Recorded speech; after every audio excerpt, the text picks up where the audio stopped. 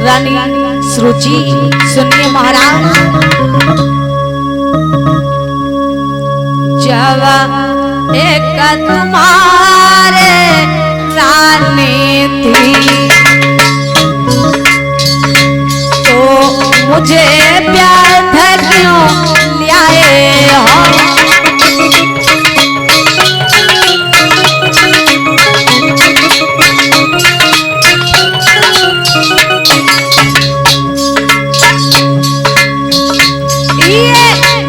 भोगिनी को काटी थी मुझे बाड़ा झोंकी में लाए हो।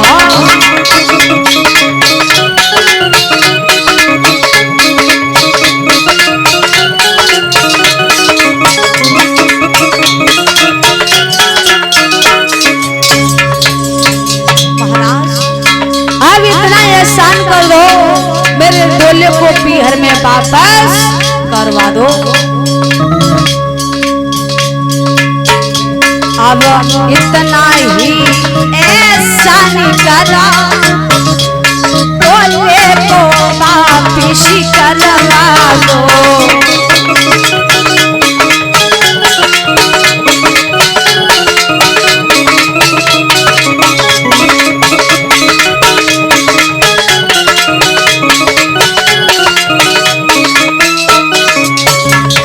कह रही अब इतना ही ऐसा निकलो, डोले को वापस करवा दो। तुम इसके साथ बिहार करो, मुझको बिहार में पहुंचा दो।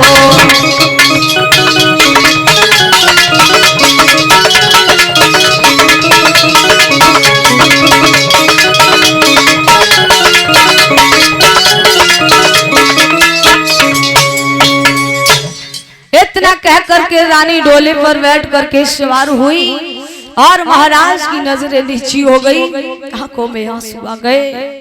कहने लगी महाराज तुम इस रानी के साथ में रहना खुशी से, लेकिन मैं तुम्हारे साथ में इस रानी के साथ नहीं रह सकती हूँ, इसलिए अब मेरे डोले को पुनः पीहर को वापस करवा दो।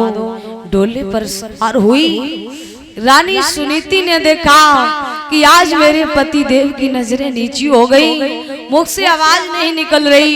मेरे कहने से तो मेरे पति ने अपना दूसरा विवाह किया, अगर कहीं मेरी छोटी रानी अपने पीहर को चली गई तो फिर प्रजा की यही नर नारी मेरी महाराज की हंसियां करेंगे, लेकिन ये मैं कभी बर्दाश्त नहीं कर पाऊंगी।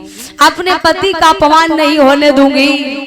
मेरे पति की इसमें कोई गलती नहीं है, इसमें गलती तो भूल मेरी है जो मैंने बिना सोचे समझे अपने पति का दूसरा विवाह करवाया है। मैं नहीं जाने दूंगी। प्यारे सजनों, रानी महलों से उतर करके आई, डोले के पास में आकर के खड़ी हो गई और दोनों हाथ जोड़े बहन अपने पीहर को वापस ना जाओ, अगर मुझसे कोई भूल हो गई तो मुझे क्षमा कर दो। मेरे कोई संतान नहीं थी, इसलिए मैंने सोचा कि मेरे पति का विवाह तुम्हारे साथ में होगा, तुम्हारी जो संतान होगी उसे अपनी संतान को समझ करके और उसका पालन पोषण करूंगी और जी भर के उसे हृदय से लगा करके गोद में खिलाऊंगी। इसलिए बहन, तू कौन कहता है मैं रानी हूँ? कौन कहता है मैं अपने पति की महारानी हूँ? नहीं रानी, रानी तो आप हैं सेवा पद की, मैं रानी नहीं हूँ। मैं तो एक चरणों की दासी हूँ।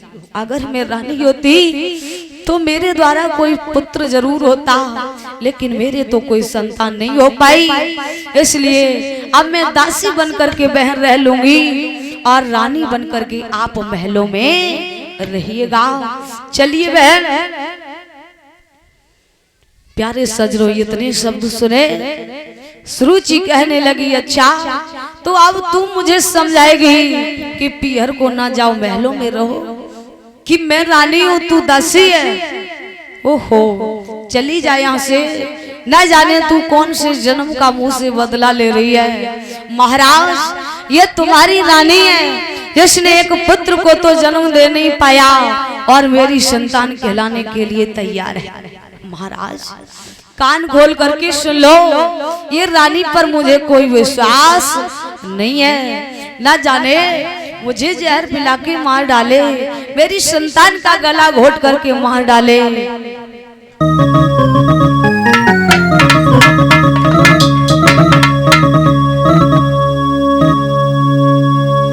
सुनी लो राजनी टुकी कान खोल,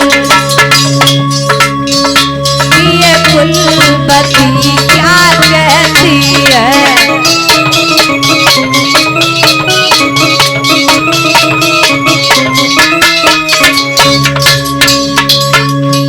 बूढ़ी पिल्ली भगतिनी बनकर इस चिड़िया घर में रहती है।